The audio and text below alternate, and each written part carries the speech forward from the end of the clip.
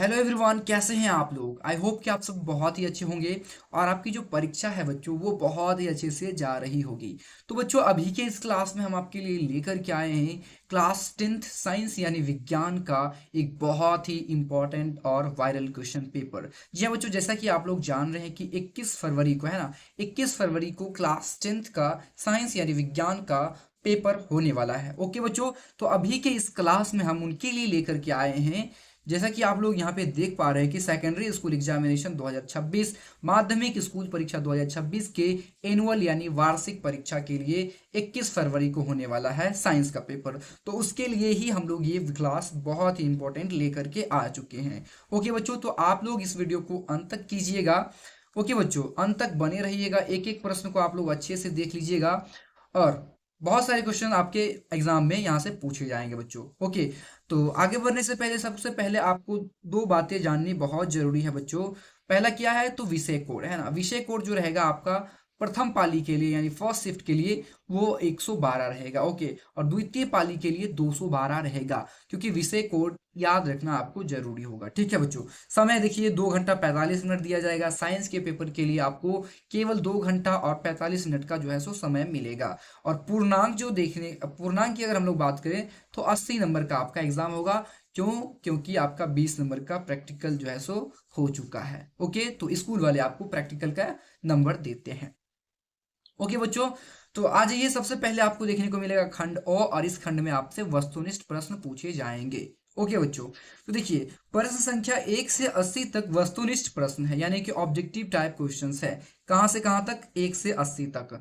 आप इनमें से किन्हीं 40 का ही उत्तर देंगे, यानी कि आप इनमें से 40 का ही उत्तर दे सकेंगे, ना तो उससे ज्यादा ना ही उससे कम। तो 40 का ही उत्तर देना होगा।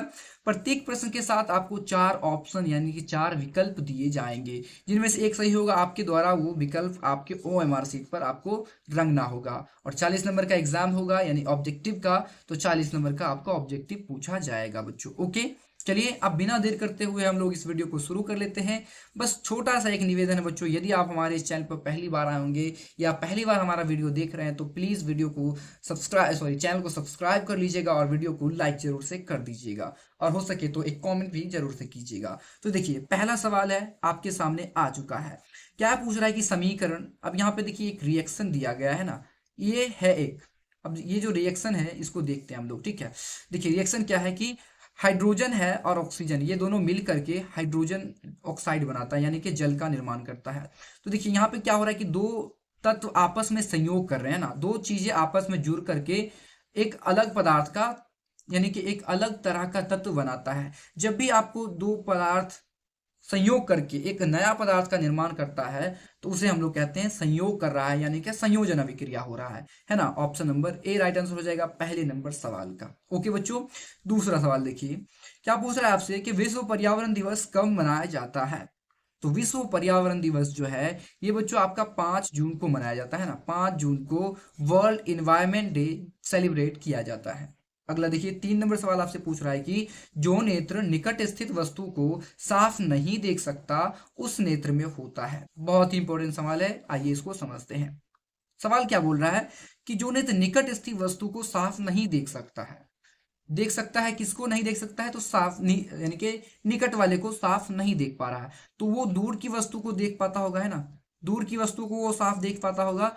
तो ऐसा कौन सा दोष है जिसमें नेत्र जो है वो दूर की वस्तु को तो देख पाता है, लेकिन लेकिन वो निकट की वस्तु को नहीं देख पाता है। तो ऐसा केवल और केवल एक ही दोष है, और वो है दूरदृष्टि दोष, है ना। जो दोष होता है वही उसका नाम होता है। दूर की देख रहा है तो दूर की वस्तु उसका नाम होगा, दूरदृष्टि दोष उसका नाम होगा। यदि निकट की देखता और निकट यानी निकट की वस्तु उसको दिखती और दूर की वस्तु नहीं दिखती तो उसमें होता है निकट दृष्टि दोष। ओके, तो यहाँ पे कौन सा दोष होगा बच्चों? दूरदृष्टि दोष होगा। Option number A will be the right answer. Okay, अगला देखिए 4 नंबर क्या पूछ रहा है कि गोलीय दर्पण में यू भी और एफ के बीच संबंध होता है। तो बहुत ही इंपॉर्टेंट फॉर्मूला है। तो ये फॉर्मूला होता है बच्चों 1/v 1+1/u is equals to 1/f होता है ना। ये दर्पण सूत्र है, इसको याद रखना है बच्चों। कहाँ दिया गया है? ऑप्शन नंबर बी में दिया गया। 1/v+1/u is equals to 1/f। Option number B will be the right answer. आगे बढ़ते हैं।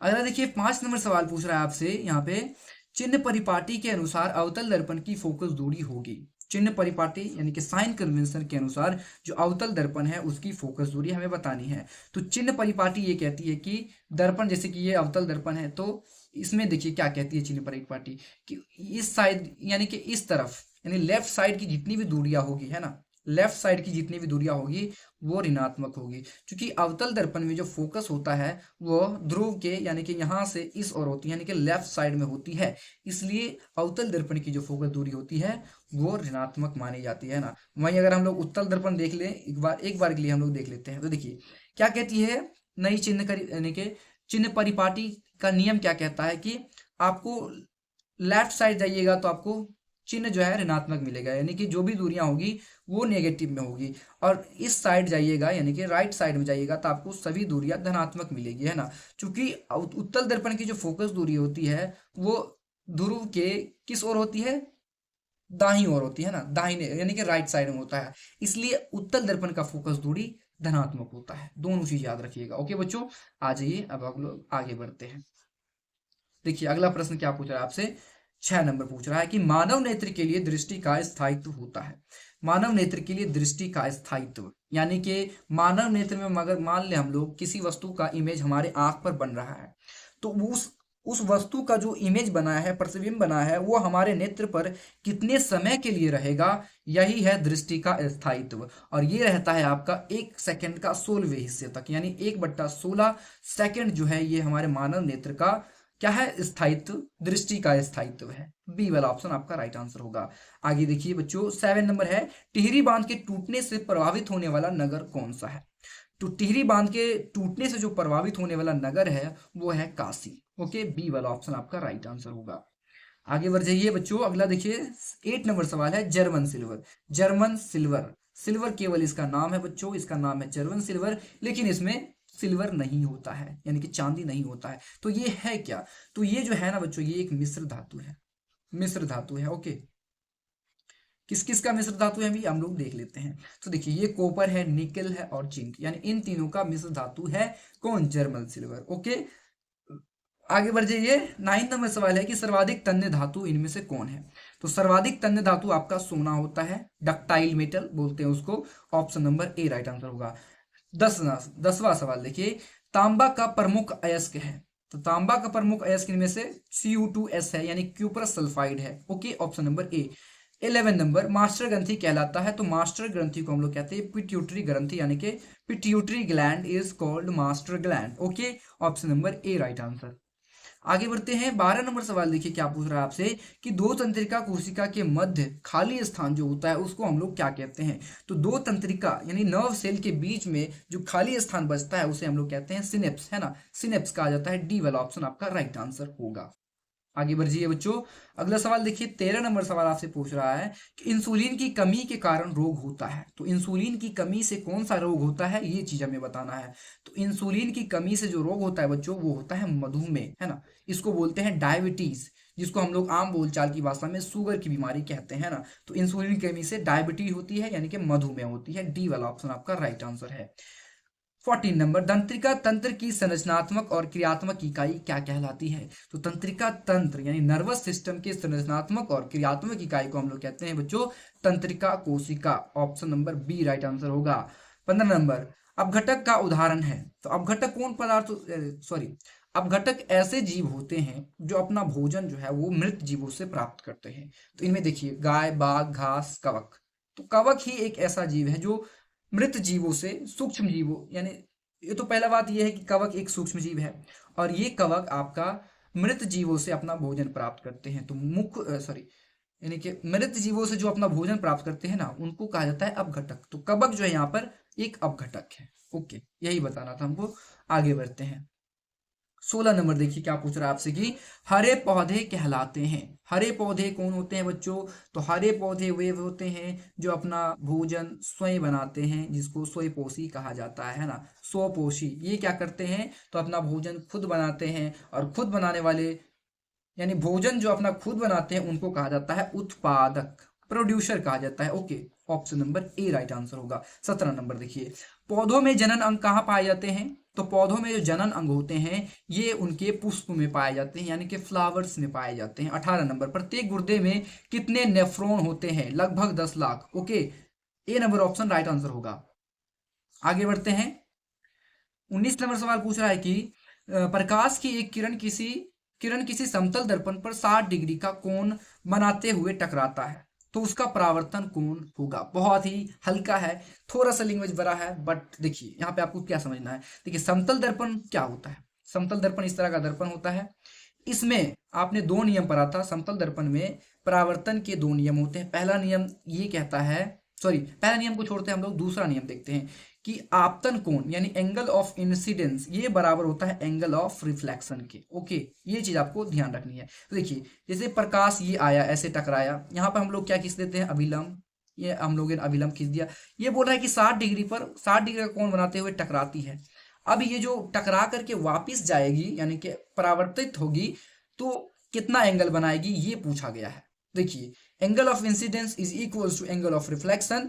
तो ये 60 डिग्री बनाते हुए आ रहा है, तो ये 60 डिग्री के एंगल पर ही ना वापिस जाएगा, क्योंकि ये नियम है बच्चों कि आपतन कोण जो है ये परावर्तन कोण के बराबर होगा, है ना।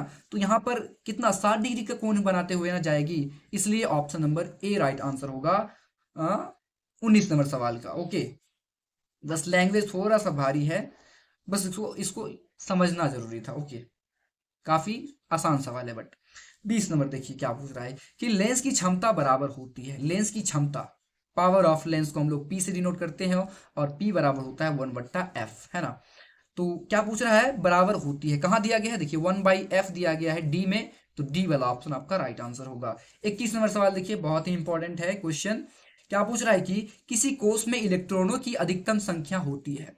ये चीज बताना है कि किसी कोष में इलेक्ट्रॉनों की अधिकतम संख्या हो सकती है कितनी। कोष कहते हैं बच्चों सेल के, परमाणु के सेल में कितने इलेक्ट्रॉन हो सकते हैं? पहला कक्षा हो गया, दूसरा कक्षा हो गया, तीसरा कक्षा हो गया, किसी भी परमाणु के सेल में आप लोग इलेक्ट्रॉनों की संख्या निकाल सकते हैं। उसके लिए हम लोग एक जनरल फॉर्मूला का यूज करते हैं, 2n²। एन के स्थान पर आप लोग यानी कि सेल का नंबर डाल दो, यानी कि कोष का नंबर डाल दो, आप उसमें पता कर लेंगे कि उस सेल में कितना इलेक्ट्रॉन होगा, अधिकतम इलेक्ट्रॉन की संख्या कितनी होगी। अगर हमको मान लीजिए हमको निकालना होगा, हम निकालना चाहते हैं कि तीसरे कक्षा में किसी भी तत्व के तीसरे कक्षा में कितना इलेक्ट्रॉन अधिकतम रह सकता है, तो निकालने के लिए सबसे पहले हम लोग इसका इस्तेमाल करेंगे। तो देखिए 2 है, 2 के स्थान पर 2 ही रख देंगे हम लोग, ठीक है।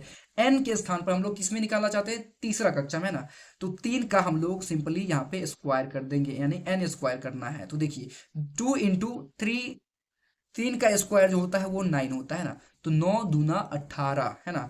तो तीसरे कक्षा में किसी भी अगर परमाणु के अगर नाभिक यानी कि कक्षा में आप देखना चाहेंगे कि तीसरे कक्षा में कितने इलेक्ट्रॉन रह सकते हैं, तो 18 इलेक्ट्रॉन रह सकते हैं बच्चों, है ना। 18 इलेक्ट्रॉन रह सकते हैं। तो ये जनरल फॉर्म है, इससे आप लोग बता सकते हैं कि किसी भी तत्व के किसी भी कोष में कितना इलेक्ट्रॉन हो सकता है, ठीक है। 22 नंबर पर आ जाइए। संगमरमर का रासायनिक सूत्र क्या है? संगमरमर का रासायनिक सूत्र CaCO3 यानी कि calcium carbonate, option number C में दिया गया है, CaCO3 होता है। 23 नंबर, निम्न में कौन उपधातु है? उपधातु यानी कि मेटेलॉइड है। तो देखिए यहाँ पे जर्मेनियम दिया गया है, ऑप्शन नंबर सी में। जिंक, कॉपर, कार्बन, ये दोनों धातु है, ये अधातु है, ये क्या है? तो ये हमारा उपधातु है, मेटेलॉइड है। आगे आ जाइए बच्चों, क्या पूछ रहा है देखिए, पादप हार्मोन का एक उदाहरण है। तो देखिए TSH जो है ये एक पादप हार्मोन है, option number B right answer होगा। अगला है 25 नंबर, सोना की परमाणु संख्या है। तो सोना की जो परमाणु संख्या होती है वो 79 है, option number C right answer होगा बच्चों।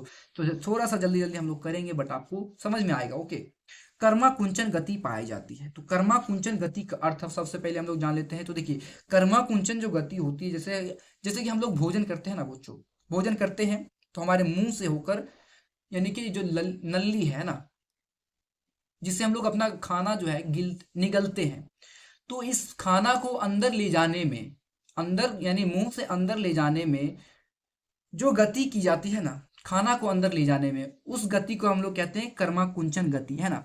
और ये कहाँ पाई जाती है बच्चों? तो ग्रास नली में पाई जाती है ना, option number B right answer होगा। 27 नंबर देखिए, एटीपी में फॉस्फेट की संख्या होती है। तो एटीपी का अगर अगर आपको एटीपी का फुल फॉर्म पता है तो आप बता देंगे कि फॉस्फेट में कितनी संख्या होती है एटीपी में।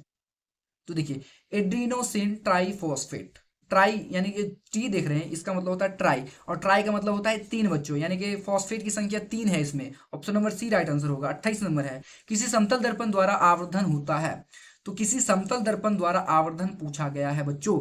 तो देखिए समतल दर्पण में होता क्या है कि जितना वस्तु की ऊंचाई होती है उतनी ही ऊंचाई उस प्रतिबिंब का होता है, यानी m बराबर जो होगा ये h डैश यानी वस्तु की ऊंचाई अपॉन h, सॉरी प्रतिबिंब की ऊंचाई और वस्तु की ऊंचाई, क्योंकि ये दोनों बराबर है ना, बराबर है, तो ये दोनों कट करके एक के बराबर आ जाता है ना, तो +1 होगा, हमेशा +1 होगा हमेशा, ये चीज आपको ध्यान रखना है। 29 नंबर देखिए, विद्युत बल्ब का फिलामेंट किसका बना होता है। तो विद्युत बल्ब जो है उसका फिलामेंट की अगर हम लोग बात करें तो ये टंगस्टन का बना होता है, बी वाला ऑप्शन राइट आंसर है। 30 नंबर, धोने वाला सोडा का रासायनिक सूत्र है। तो धोने वाला सोडा का रासायनिक सूत्र पूछा गया है ना, आ जाइए देखते हैं हम लोग। देखिए धोने वाला सोडा यानी कि वॉशिंग सोडा, तो इसका होता है Na2CO3 इंटू 10H2O। इसको पढ़ते क्या है, सोडियम कार्बोनेट डेका हाइड्रेट। 10 को क्या बोलते हैं हम लोग, डेका बोलते हैं, और H2O को बोलते हैं हाइड्रेट। तो सोडियम कार्बोनेट डेका हाइड्रेट जो है ये किसका सूत्र है बच्चों, तो खाने वाला सॉरी धोने वाला सोडा का सूत्र है। ऑप्शन नंबर बी में दिया गया है, बिल्कुल राइट आंसर होगा। एक चीज और याद रखना है आपको, खाने वाला सोडा ये है, यहाँ पे दिया गया है NaHCO3 जो है ये खाने वाला सोडा का सूत्र है, यानी कि बेकिंग सोडा का सूत्र होता है। आगे आ जाइए बच्चों, क्या पूछ रहा है, देखिए लेंस की क्षमता का एसआई मात्रक होता है। तो लेंस की क्षमता P बराबर हमने पहले बताया है 1/f होता है, या तो इसका मीटर इनवर्स होना चाहिए है ना, अगर नहीं है तो डायोप्टर तो दिया ही होगा, डी में दिया गया है। देखिए डायोप्टर इसका सूत्र यानी कि एसआई मात्रक होता है, कभी कभी आपको मीटर इनवर्स भी दे सकता है, ये चीज आपको ध्यान रखनी है। जैसे कि यहाँ पे सेंटीमीटर इनवर्स दिया गया है, तो यदि आपको यहाँ पे डायोप्टर ना देकर मीटर इनवर्स देता तो मीटर इनवर्स सही होता है ना, तो ये चीज आपको याद रखनी है।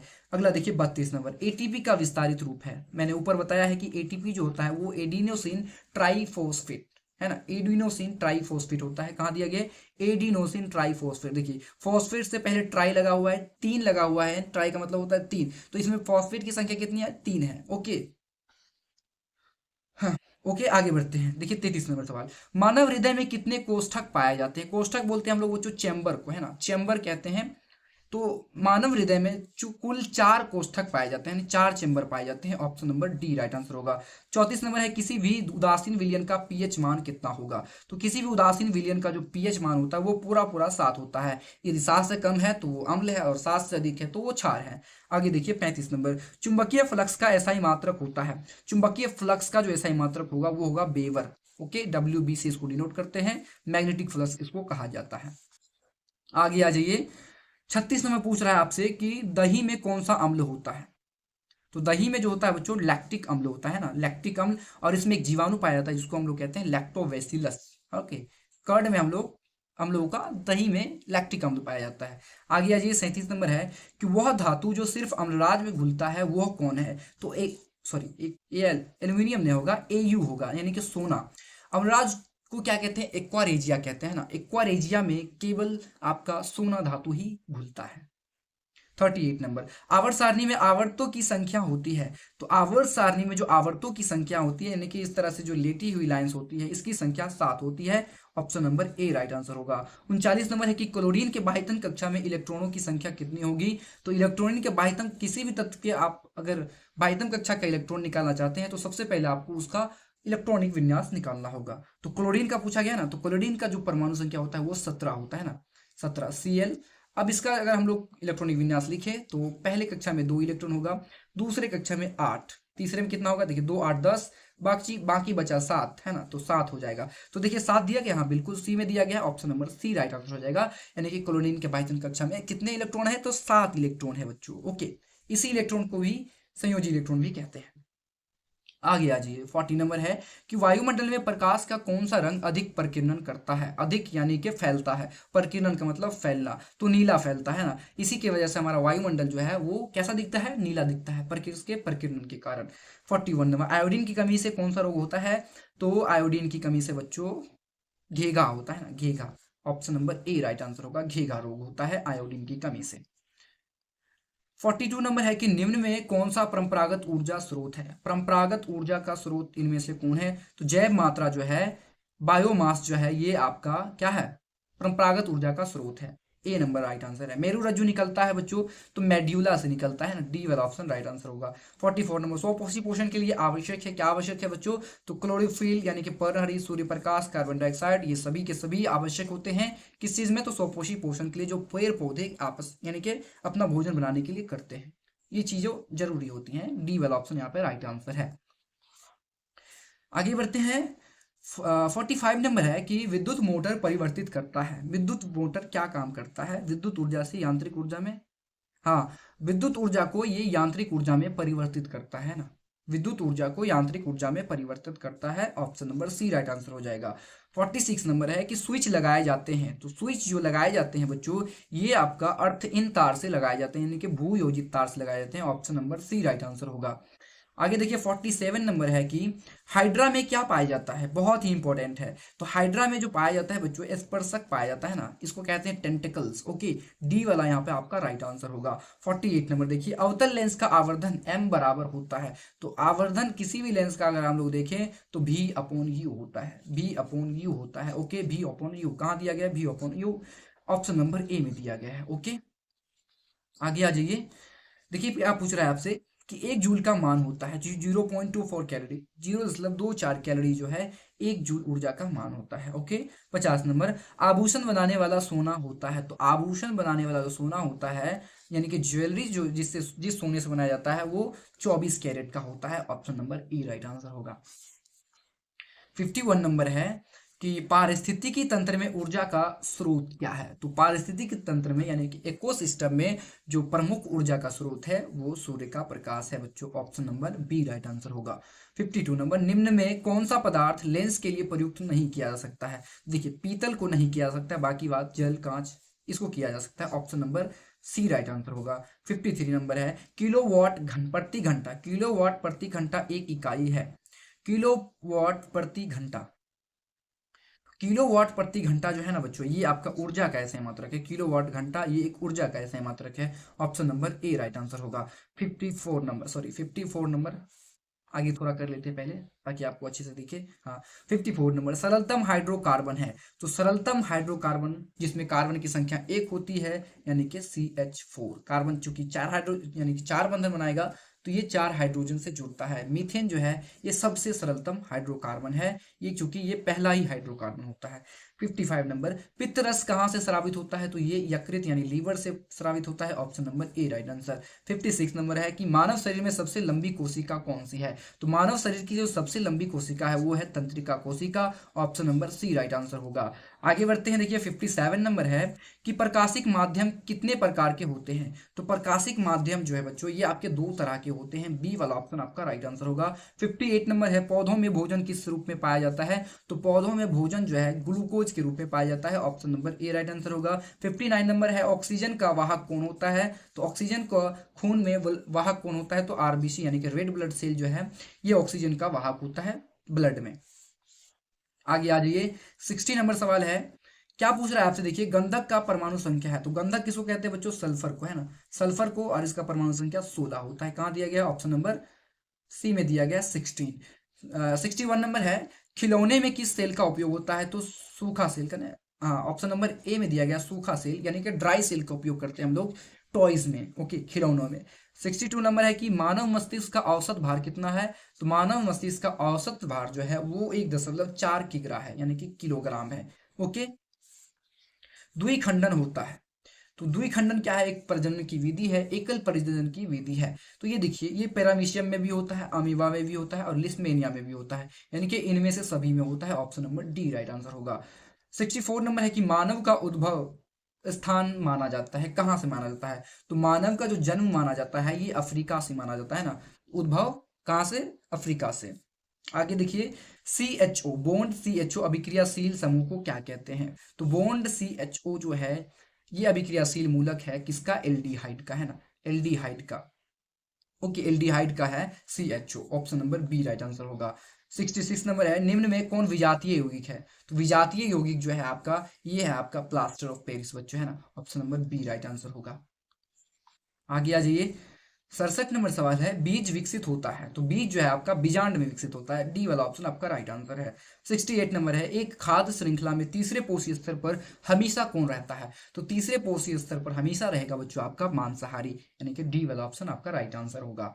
आगे आ जाइए, देखिए क्वेश्चन पूछ रहा है आपसे 69 नंबर, 68 हम लोगों ने कर लिया है, बिल्कुल बच्चों कर लिया है, हाँ मांसाहारी होता है। ओके, आ जाइए 69 नंबर सवाल की ओर। 69 नंबर सवाल आपसे पूछ रहा है कि प्रकाश का चाल न्यूनतम किसमें होता है, तो देखिए प्रकाश का जो चाल है वो निर्वात में सबसे हाई होता है, उसके बाद वायु में आ जाता है। अब बचा जल और कांच, तो जल और कांच में हमको समझना है कि इन दोनों में से किस में कम होगा। अगर जल की हम लोग अपवर्तनांक की बात करें तो 1.33 होता है, और कांच का जो अपवर्तनांक होता है वो 1.5 होता है। तो देखिए जिसका अपवर्तनांक जितना अधिक होगा उसमें यानी कि प्रकाश की चाल उतना ही कम होगा। तो देखिए सबसे यहाँ पर ज्यादा किसका है, कांच का है, तो इसमें प्रकाश की चाल सबसे कम होगी, है ना। जल में कांच की अपेक्षा ज्यादा होगा, जल से अपेक्षा वायु में ज्यादा होगा, और वायु से अपेक्षा निर्वात में सबसे अधिक होगा। तो यहाँ पे आपका डी वाला ऑप्शन राइट आंसर होगा कि कांच में प्रकाश सबसे न्यूनतम चाल से चलता है। ओके, आगे ये 70 नंबर है, यसद युग्म क्या है, युग्म नहीं होना चाहिए बच्चों, यहाँ पे होना चाहिए पुष्प, है ना। यसद पुष्प बोला जाता है इसको। यसद मतलब होता है बच्चों जिंक। ओके, देखिए यसद पुष्प कहते हैं हम लोग जिंक सल्फेट को, है ना। जिंक सल्फेट कहाँ दिया गया, ऑप्शन नंबर बी में दिया गया है, बी वाला ऑप्शन आपका राइट आंसर होगा। आगे आ जाइए, 71 नंबर सवाल पूछ रहा है आपसे कि एल्केन का सामान्य सूत्र है, तो एल्केन का जो सामान्य सूत्र होता है वो होता है CnH2n प्लस का 2। कहाँ दिया गया है, ऑप्शन नंबर बी में, CnH2n प्लस का 2, option number B right answer होगा। आगे है 72 नंबर, कार्बन हाइड्रोजन से संयोग करके क्या बनाता है, तो कार्बन जो है वो हाइड्रोजन से संयोग करके हाइड्रोकार्बन का निर्माण करेगा, option number A right answer होगा, है ना। हाइड्रोकार्बन का निर्माण करता है। 73 नंबर है कि रक्त का रंग किसकी उपस्थिति में लाल होता है, तो हमारे जो ब्लड का जो रंग होता है वो लाल होता है, वो हीमोग्लोबिन के कारण होता है, बी वाला ऑप्शन यहाँ पर राइट आंसर होगा। आगे आ जाइए, एक वन पारिस्थितिक तंत्र में कितने पोषी स्तर होते हैं, तो 3 होते हैं। Okay, option number C right answer होगा। 75 नंबर सवाल है, मानव हृदय में कितने कोष्ठ होते हैं, कोष्ठ कहते हैं बच्चों चैम्बर को, तो 4 चैम्बर होते हैं, option number D right answer होगा। 76 नंबर देखिए, फल पकाने वाला हार्मोन इनमें से कौन है, फल पकाने वाला हार्मोन, तो फल पकाने वाला जो हार्मोन है बच्चों एथिलीन होता है, और इसको कहते हैं बच्चों हम लोग एथाइन, है ना। यानी ये एल्केन एल्काइन समूह का सदस्य है। एथीन एथिलीन जो है एथाइन को हम लोग, यानी एथाइन जो है आईयूपीएससी नाम है और इसका सामान्य नाम क्या है, एथिलीन है, क्योंकि वो पूछा गया था, इसमें कंफ्यूज हो जाते हैं बच्चे, एथिलीन देख करके एथीन मार सकते हैं, ठीक है। Option number A right answer हो जाएगा। 77 नंबर है, न्यूरॉन के छोटे तंतु को क्या कहते हैं, तो न्यूरॉन के छोटे तंतु को कहा जाता है बच्चों डेंड्राइट, क्या कहा जाता है, डेंड्राइट कहा जाता है, option number A right answer होगा। आगे देखिए 78 नंबर है, निम्न में कौन आयनिक यौगिक है, तो कैल्शियम क्लोराइड जो है, calcium chloride, calcium dichloride जो है ये आपका आयनिक यौगिक है। Okay, option number A right answer होगा। 79 नंबर है, कर्नाटक में जल संग्रहण स्थान को क्या कहा जाता है, तो कट्ठा कहा जाता है, डी वाला ऑप्शन आपका राइट आंसर है। आगे आ जाइए बच्चों, इस वीडियो का अंतिम प्रश्न है, क्या पूछ रहा है आपसे, देखिए कि साग सब्जियों का विघटित होकर कंपोस्ट बनना किस अभिक्रिया का उदाहरण है, बहुत ही इंपॉर्टेंट है, बहुत बार पूछा गया है। तो साग सब्जियों का विघटित होकर कंपोस्ट बनना, ये जो है बच्चों ये आपका उष्माक्षेपी रासायनिक अभिक्रिया के अंतर्गत आती है ना, option number B right answer होगा। तो बच्चों अभी के इस क्लास में हम लोगों ने टोटल 80 सबसे इंपॉर्टेंट क्वेश्चंस करवाए हैं। तो आपको ये वीडियो कैसा लगा कमेंट बॉक्स में जरूर से बताइएगा, और यदि आपने इस सवाल में इन 80 में से जितने भी सवालों का जवाब सही सही दे पाया होगा तो आप कमेंट में जरूर से लिख दीजिएगा। ओके, तो बच्चों मिलते हैं हम आपसे किसी अन्य वीडियो में, तब तक के लिए धन्यवाद, आप लोग अच्छे से एग्जाम दीजिए, तब तक के लिए धन्यवाद, बाय बच्चों। ओके।